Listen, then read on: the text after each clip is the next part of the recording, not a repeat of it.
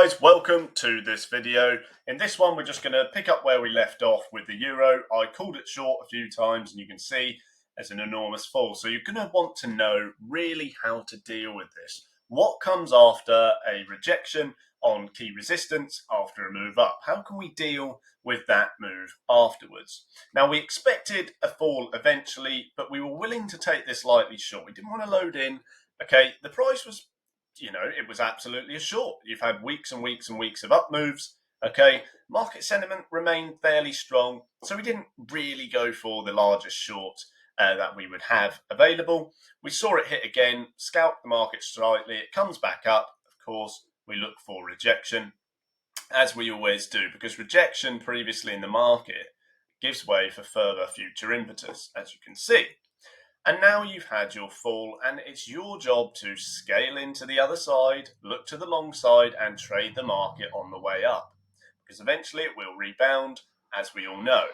So we obviously had an influx of market sentiment to pull this down with such a vicious red candle, and you're coming on to your 40 moving average. You're gauging the temperature of the market again, and the price is pulling down.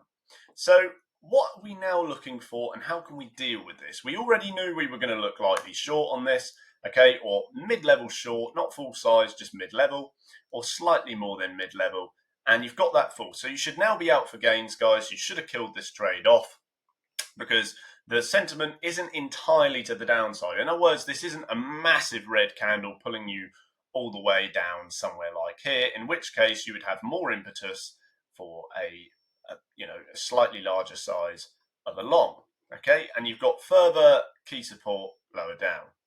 But, of course, you're not there yet. You're coming on to these levels here. Now, the reason why I identify these levels in particular is because you can see there is previous price action. And, of course, if you went to a weekly, you'd be able to see that as well, okay? It's a little bit less clear, but if I pull this arrow away, you can see that is your previous price action level, and it coincides with all the other previous ones, okay? So I can actually move this arrow around here. So the point is, it's your job now to assess the validity of price, okay? So you're going to assess price. Is it valid for a long? What size long? How are you going to trade it long, okay?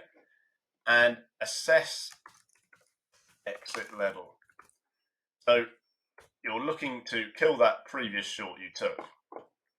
So those are your two questions. This is really what you're looking for and what you're looking to do with this, because you've now assumed that it was going to go short and it was going to fall because you had 1, 2, 3, 4, 5, 6, 7, 8, 9, 10, roughly 12, 13 weeks of up move, okay? So if you think about that in days, 90 days or so, 91 days, it's a very long way, or 80 days because it starts to fall. Okay, so between 85 and 91 days, something like that, of up move. It goes up and up and up and up. Yes, you've got this level here, but still the overall move is up. And it's fairly sharp. And that just comes because of this move down. Now, if that market sentiment continues to the upside after you get a rebound on this fall, of course you would look further up. But your job now is to look factually, okay? You want to know about the market today, and you want to trade it today. You don't want to make up stories on what you think. Is it going to go up all this way? Is it going to go down all this way? You want to trade based on what you can see now, because all that matters at the moment is now, surprisingly, or not. So we'll flick back down and we'll go to a 4-hour this time. Now, on this fall to the 200 MA, okay, so that's your idea of gauging temperature. You can see the 200 MA is lagging. It hasn't been hit for ages, and then bang, the move down touches right on it, okay? And unsurprisingly, you get that candle wick. But the reason really for that is just previous price action, okay? So you will notice, and what's really important here to learn, is that you haven't actually hit this candle wick yet, okay? You're not at this level. And it wouldn't be a surprise if you break into your 104.830 area, okay? And you can look lightly long for a rebound there because the market won't have pulled back enough at that point.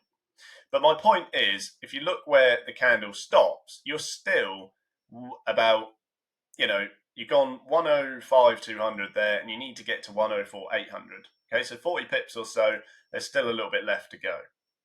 So if you're looking to trade this long, you're slightly more risk averse, you can let it come down to this point, okay? And you can maybe have a front runner at 104,950 and your full lower size at 104,800. Remember the market, look, if you zoom out on the 4 hour, look how far down you are. Look how cheap the price is. Not very. What would be more cheap and more feasible for longs, of course, is a move further down. Okay? So you're looking to gauge, this is going to be not a massive long side trade.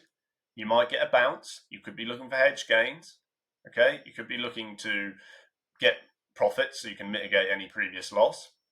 But if you get a massive swing to the downside and you're slightly more risk averse, you may not need to wait that far. Okay? And you can see this on a higher time frame, really, it's probably there. You might look here because of all this previous price action.